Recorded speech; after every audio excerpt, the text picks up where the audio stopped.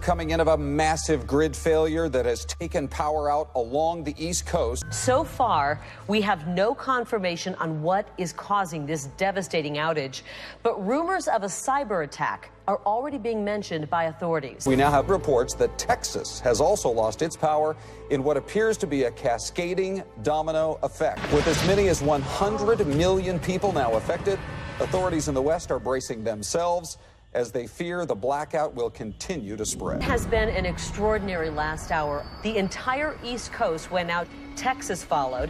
Officials confirmed a cyber attack is the most likely cause behind this catastrophic failure. Forgive me, I'm being told right now that Los Angeles, Las Vegas, and San Francisco, they have all gone out as well. It's looking like a total power outage across the entire country. A colossal and history-making blackout, the likes of which we have never seen before.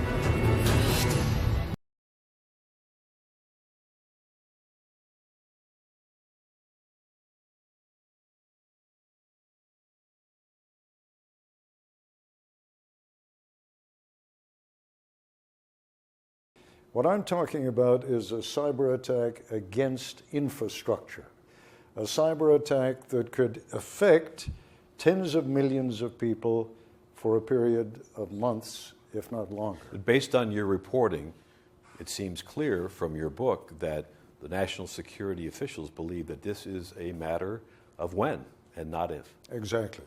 In fact, that's a line that a man I came to know when I was embedded with the U.S. forces during the invasion of Iraq. He is now the commander of CENTCOM, four-star general Lloyd Austin, who said exactly that. It's not a question of if, it's only a question of when.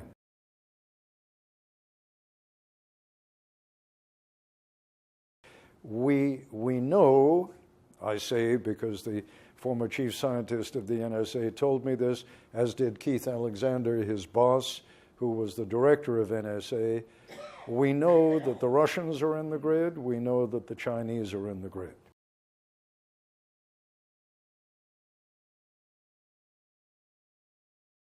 It is frightening enough that my wife and I decided we were going to buy enough freeze-dried food for all of our kids and their kids. In his book, Lights Out, veteran journalist Ted Koppel paints a grim picture of a paralyzing power outage in the form of an all-out cyber attack on the nation's electrical grid. Who are the potential perpetrators here? Who do we have to fear the most? Is it Russia, China, Iran, terrorists, individual actors? All those. The interesting thing, Chip, is the ones who are most capable are the ones least likely to do it. There are some experts who say they're already in. Oh, they are in. They are in. There is no question about it. They're into our grid. They are already in the grid. I was told that by the former chief scientist of NSA. He stated categorically the Russians are in, the Chinese are in. The Iranians may be on the verge of getting in. And then at the bottom of the capability scale are folks like ISIS, terrorist groups.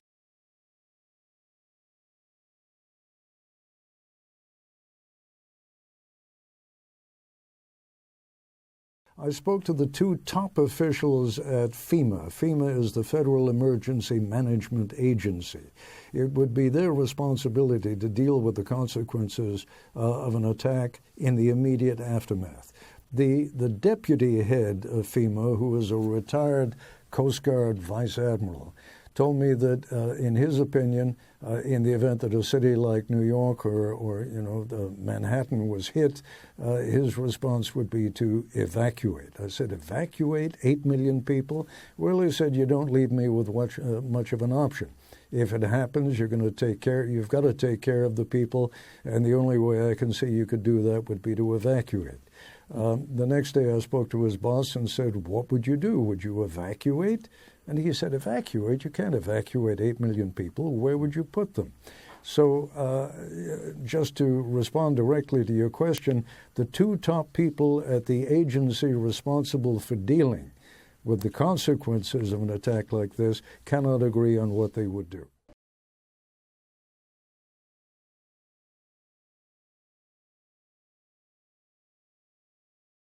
So we turned to Paul Stockton, a former Defense Department official whose duties included cybersecurity. So what does the average family actually need to be doing? Do they need to be, as Ted Koppel has done, stocking up on water and freeze-dried food? I think those are very important measures.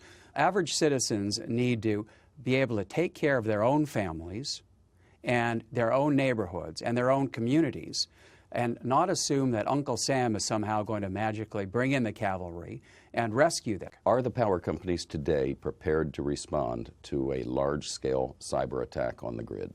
Power companies today are strengthening their ability to respond to an attack and restore power more quickly. Still, Stockton admits their readiness is not where it needs to be, given that the adversary continues to strengthen the sophistication of the weapons that will be used against the United States.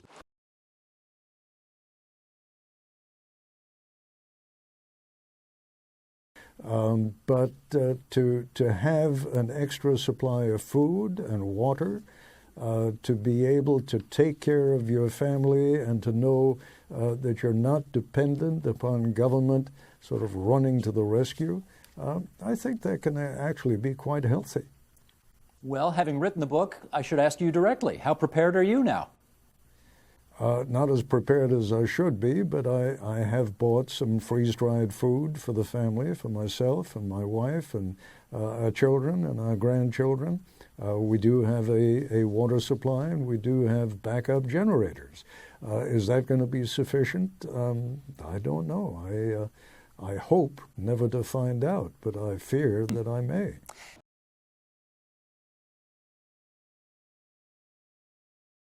So let's ask you directly. Given what you now know about this subject, over the next 10 years, what would you put the likelihood at that something like this will happen?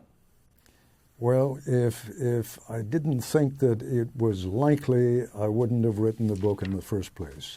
I think when you say over the next 10 years, I think it's all but inevitable that it's going to happen in the next 10 years.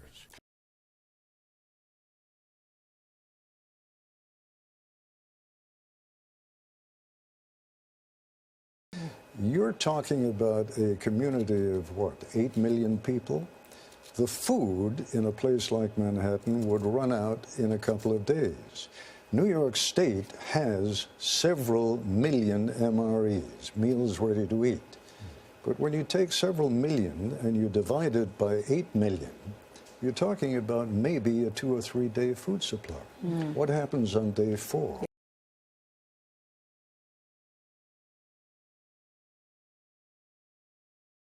But you go into considerably more detail in your book, and perhaps you can share some of that with us now.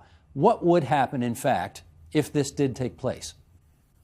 Well, once you're without electricity, you are without the capability of, particularly if you live in an urban center, you're without the capability of heating or cooling your home. The water supply is going to stop in the sense that it requires pumps which are powered by electricity to get that water into the various apartment buildings, into the flats throughout the city. The worst part about that is not merely the fact that there wouldn't be enough drinking water available, but also the fact that you don't have the capability of disposing of human waste. Within the matter of just a few days, that becomes a major crisis.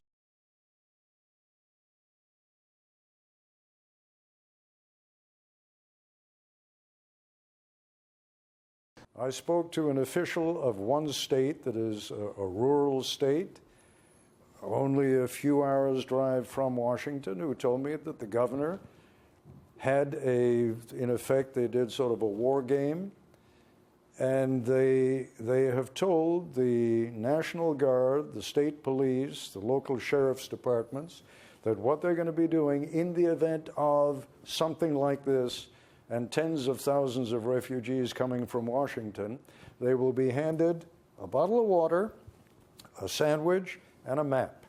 And the map will show them where the nearest gas station is. And they will be told, I'm terribly sorry, we do not have the infrastructure to support tens of thousands of refugees. And I must tell you that in the final analysis, I came you know, we all have to reach a conclusion at some point or another. When you read the book or when you get other information on the subject, you may reach a different conclusion. I am convinced that this can happen, and I am more or less convinced that at some point or another it's going to happen, in one form or another. It is frightening enough that my wife and I decided we were going to buy enough freeze-dried food for all of our kids and their kids.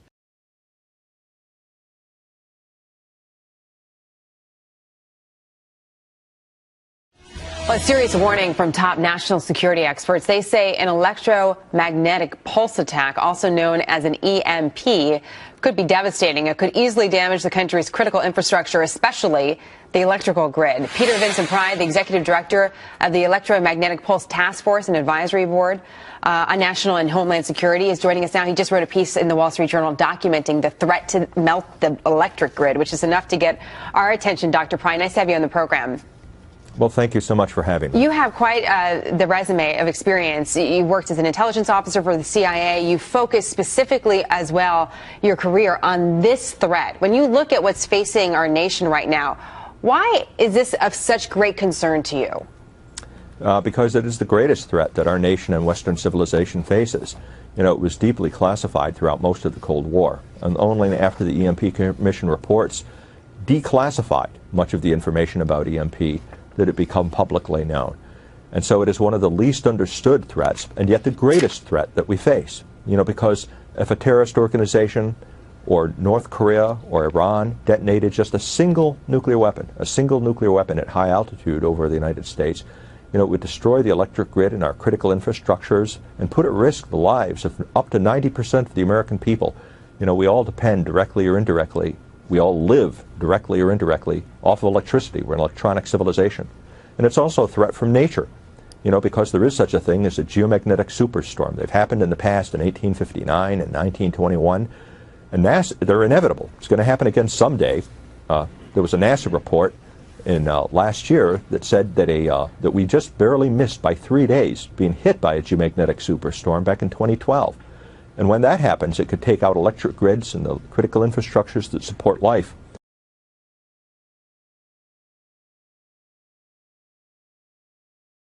The threat of a terror attack is one that needs to be taken seriously now. So says my next guest, former United States Ambassador and former Director of the CIA, James Woolsey. Ambassador, thanks for being with us. And the CIA. You know firsthand how many enemies we have out there. What do you think is the biggest threat to our grid? They could launch a satellite with a simple nuclear weapon in it. Best if they launch it around the southern pole because we don't have any defenses and very little warning down there. And while it's in orbit, just detonate it. And this could be a very simple nuclear weapon, similar to what we dropped on Hiroshima and Nagasaki. It doesn't have to be sophisticated at all. Doesn't need any accuracy. You're not trying to hit anything on the ground. You're just detonating a nuclear weapon up 30 miles or so in space. That would take out the grid for probably a quarter to a third of the United States, and if you detonated it up at a couple of 100 miles, it would take out the grid for most of the United States. And why don't we have the defenses in the southern part, and I talked about this in the open, in the southern part of our nation, so that a satellite could come in and could be detonated? I mean, it doesn't have to even be specific. Why are there no missile defenses down there? I guess I would say, if I were being flippant, that we've turned over defending the country's electric grid to people with the overall focus of ostriches. Nobody really wants to do anything on this in the federal government except stick their heads in the sand. And Ambassador, do you think that the power plants across the country have the protection that they need? No, absolutely not. Nuclear power plants, particularly if hit by an electromagnetic pulse, would melt down before too long, and you'd have disasters emanating from the nuclear power plants as well as from a lot of other sources.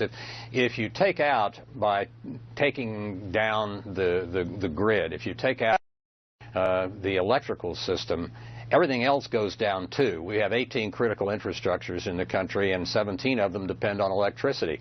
So you lose your communication system, you lose transportation, you lose your bank teller system for getting money. Nothing works. And you were the head of the CIA. Our Yes. enemies know all this, correct? I'm afraid they do. The Russians have told us that they, back in the early 90s, told the North Koreans a great deal about how to use an electromagnetic pulse detonation. The Iranians and the North Koreans have both orbited satellites to the south, and the North Koreans have tested several simple nuclear weapons. Iranians haven't yet, but probably will before too many months go. So we have at least two very bad states tied very closely to terrorist groups and the rest that could be ideologically crazy enough to try something like this. And you know, you don't need a satellite. You can lift a nuclear weapon quite easily with a weather balloon up into low Earth orbit and detonate it. That's all that's needed.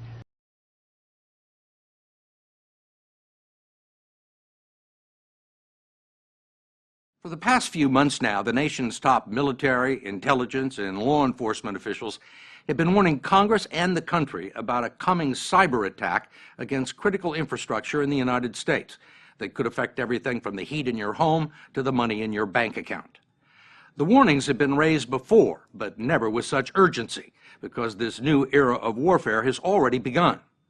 The first attack, using a computer virus called Stuxnet, was launched several years ago against an Iranian nuclear facility, almost certainly with some U.S. involvement.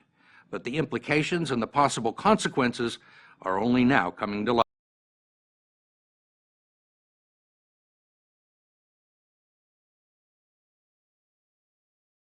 And then, one day in 2009, without a bomb being dropped or troops on the ground, the plant in Iran was dealt a blow.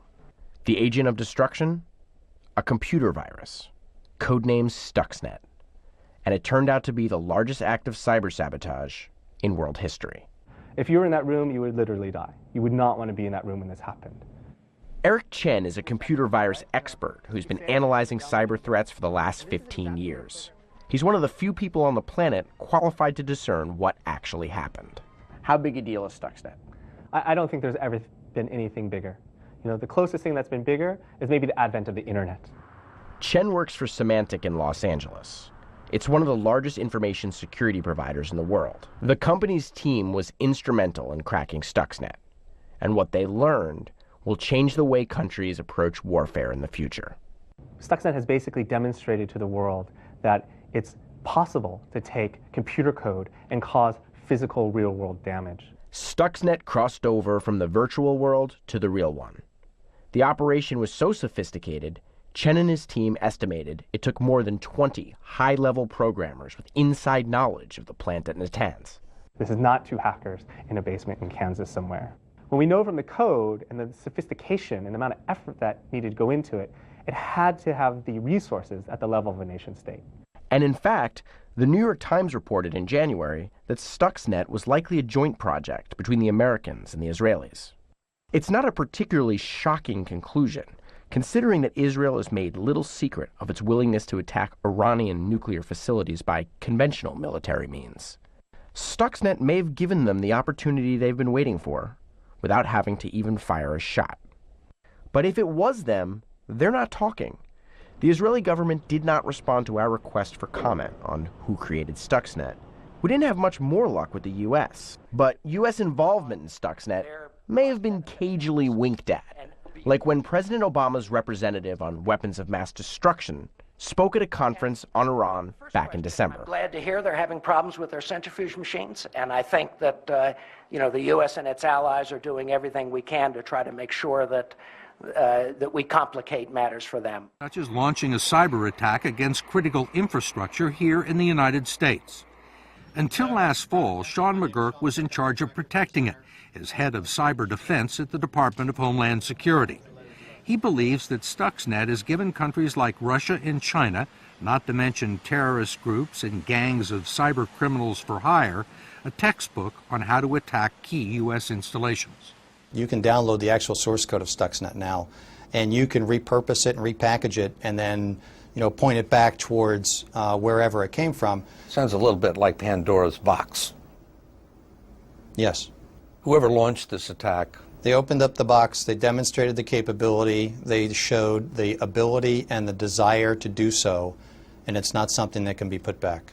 if somebody in the government had come to you and said, look, we're thinking about doing this, what do you think? What would you have told them? I would have strongly cautioned them against it because of the unintended consequences of releasing such a code. Meaning that other people could use it against you? Yes. Or use their own version of the code? Something similar. Son of Stuxnet, if you will. As a result, what was once abstract theory has now become a distinct possibility.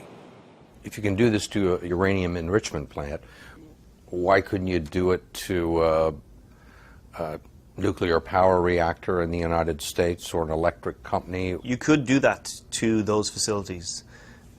It's not easy. It's a difficult task, and that's why Stuxnet was so sophisticated, but it could be done. You don't need many billions, you just need a couple of millions. And this would buy you a decent cyber attack, for example, against the US power grid. If you were a terrorist group or a failed nation state and you had a couple of $1 million, where would you go to find the people that knew how to do this? On the internet. They're out there? Sure. Most of the nation's critical infrastructure is privately owned and extremely vulnerable to a highly sophisticated cyber weapon like Stuxnet. I can't think of another area in Homeland Security where the threat is greater and we've done less. After several failures, Congress is once again trying to pass the nation's first cybersecurity law. And once again, there is fierce debate over whether the federal government should be allowed to require the owners of critical infrastructure to improve the security of their computer networks. Whatever the outcome, no one can say the nation hasn't been warned.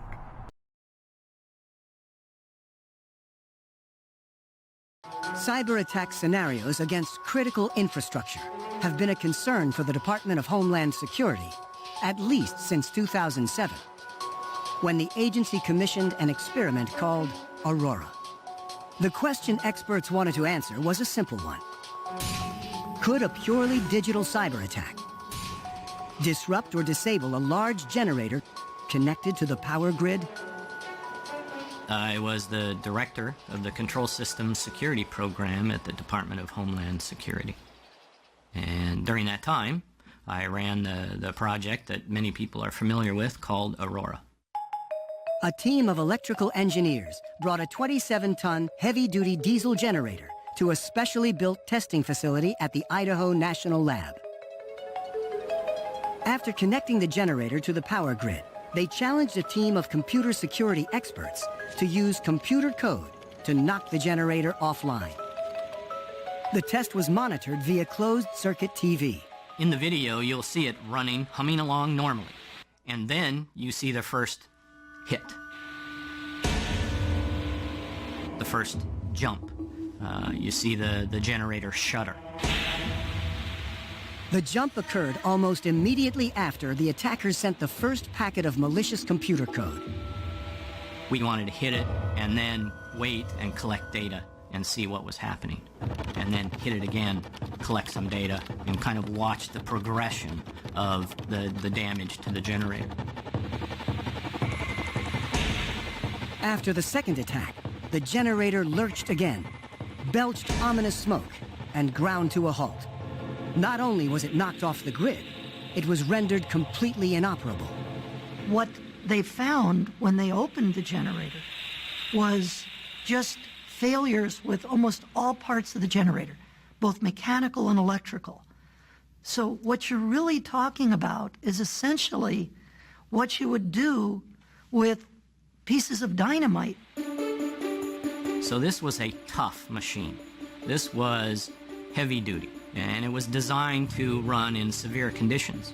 If you were actually doing that attack, there's no reason to pause and wait in between.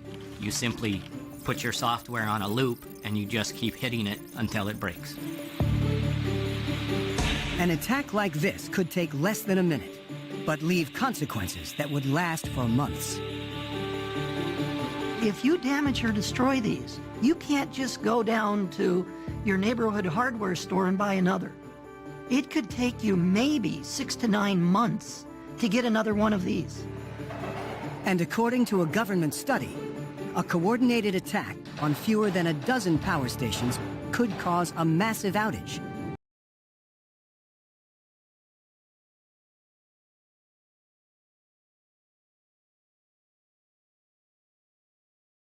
And an update on a story we brought you yesterday. A top former energy official claims an attack on an American power grid was terrorism. One or more snipers opened fire in April, knocking out 17 transformers that send power to California's Silicon Valley. Officials moved the flow of electricity to another site to stop a blackout, but the man who chaired the Federal Energy Regulatory Commission at the time tells CBS News it could be an omen for a future attack. We have risks on physical security that were evidenced by this attack that have not yet been addressed, that need to be addressed, in my opinion, immediately. Let's take a look at the U.S. Right, so let's start with the domestic threat, Brian. Here we have the United States. Just looking at this calendar year, first 9 months, the black states are where we have intercepted, picked up ISIS terrorists. And the really disturbing thing is that's January to September. Let's just add up to November. We've got 4 more states, including places like Kentucky, Ohio, where we're arresting ISIS terrorists here. What I find astounding is we think Orlando was the last hit. We think that San Bernardino was one of the first recently. But you're saying these have all been avoided because our guys and our men and women have been picking it up. Yeah, let's look at the gross numbers. Since the caliphate was declared just 2.5 years ago from Mosul, we have killed or arrested 124 ISIS terrorists here in America. Not 24, not 34, 124. And as you can see, it's distributed.